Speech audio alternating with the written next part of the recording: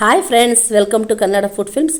ಇವತ್ತಿನ ರೆಸಿಪಿಯಲ್ಲಿ ಬೇಸಿಗೆಯಲ್ಲಿ ತಂಪಾಗಿರುವಂಥ ಫ್ರೂಟ್ಸ್ ಕಸ್ಟರ್ಡ್ ಯಾವ ರೀತಿ ಮಾಡೋದು ಅನ್ನೋದನ್ನು ತೋರಿಸ್ಕೊಡ್ತಾ ಇದ್ದೀನಿ. ನಾನಿಲ್ಲಿ ಒಂದು 6ರಿಂದ 7 ಥರದ ಹಣ್ಣನ್ನು ಸಣ್ಣದಾಗಿ ಕಟ್ ಮಾಡಿ ಇಟ್ಕೊಂಡಿದ್ದೀನಿ. ನಿಮ್ಗೆ ಯಾವ ಥರದ ಹಣ್ಣು ಇಷ್ಟ, ಎಷ್ಟು ಬೇಕಾದ್ರೂ ನೀವು ಎಷ್ಟು ಥರದ ಹಣ್ಣು ಬೇಕಾದ್ರೂ ನೀವು ಸೇರಿಸ್ಕೊಬೋದು. ಇಲ್ಲ ಡ್ರೈ ಫ್ರೂಟ್ಸನ್ನು ಸಹ ಸೇರಿಸ್ಕೊಬೋದು. ಇಲ್ಲಿ ನಾನು ಕಸ್ಟರ್ಡ್ ಪೌಡ್ರ್ ತೊಗೊಂಡಿದ್ದೀನಿ, ವೆನಿಲಾ ಫ್ಲೇವರ್ದು.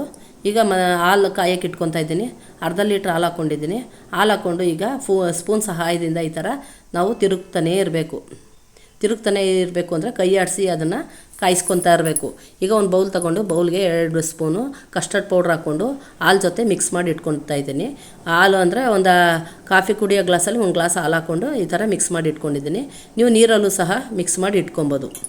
ಅದು ಗಂಟಿಲ್ದೇ ಇರೋ ರೀತಿ ಈ ಥರ ಮಿಕ್ಸ್ ಮಾಡಿ ಇಟ್ಕೊಬೇಕು. ಈಗ ಹಾಲನ್ನ ಈ ಥರ ನಾವು ಮಿಕ್ಸ್ ಮಾಡ್ಕೊತಾನೆ ಇರಬೇಕು. ಅದು ಇದು ತಳ ಹಿಡಿದಿರೋ ರೀತಿ ಈ ಥರ ಮಿಕ್ಸ್ ಮಾಡ್ಕೊತಾ ಇರಬೇಕು.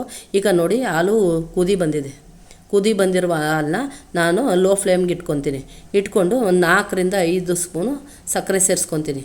ನೀವು ಸಿಹಿ ಇಷ್ಟಪಡುವಂಥವ್ರು ಇನ್ನೂ 2 ಸ್ಪೂನ್ ಎಕ್ಸ್ಟ್ರಾ ಸೇರಿಸ್ಕೊಬೋದು. ಈಗ ಲೋ ಫ್ಲೇಮಲ್ಲೇ ಈ ಥರ ಮಿಕ್ಸ್ ಮಾಡ್ಕೊತಾನೆ ಇರಬೇಕು ನಾವು. ಈಗ ಮಿಕ್ಸ್ ಮಾಡ್ಕೊಂಡು ಆಗಿದೆ. ಈಗ ನಾನು ಹಾಲು ಮತ್ತು ಕಸ್ಟರ್ಡ್ ಪೌಡ್ರ್ ಮಿಕ್ಸ್ ಮಾಡಿ ಇಟ್ಕೊಂಡಿದ್ನಲ್ಲ ಸೇರಿಸ್ಕೊತಾ ಇದ್ದೀನಿ.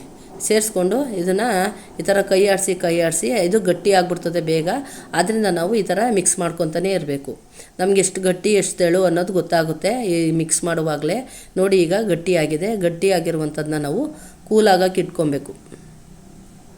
ತಣ್ಣಗಾಗೋಕ್ಕೆ ಇಟ್ಕೊಂಡು ನೀವು ಬೇಕಾದ್ರೆ ಬೇರೆ ಪಾತ್ರೆಗೆ ಬೇಕಾದ್ರೆ ಸಪ್ರೇಟ್ ಮಾಡ್ಕೊಬೋದು.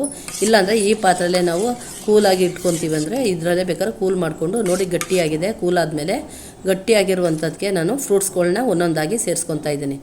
ಈ ಕೆಂಪು ದ್ರಾಕ್ಷಿ ಮತ್ತು ಡ್ರ್ಯಾಗನ್ ಫ್ರೂಟ್ಸು ಮತ್ತು ಹಸಿರು ದ್ರಾಕ್ಷಿ ಮತ್ತು ಬಾಳೆಹಣ್ಣು ಮತ್ತು ಇದು ಸೇಬು ಮತ್ತು ದಾಳಿಂಬೆಹಣ್ಣು ಇವನ್ನೆಲ್ಲ ಸೇರಿಸ್ಕೊಂಡು ಬೇಕು ಅಂದರೆ ನೀವು ಡ್ರೈ ಫ್ರೂಟ್ಸು ಸಹ ಸೇರಿಸ್ಕೊಬೋದು.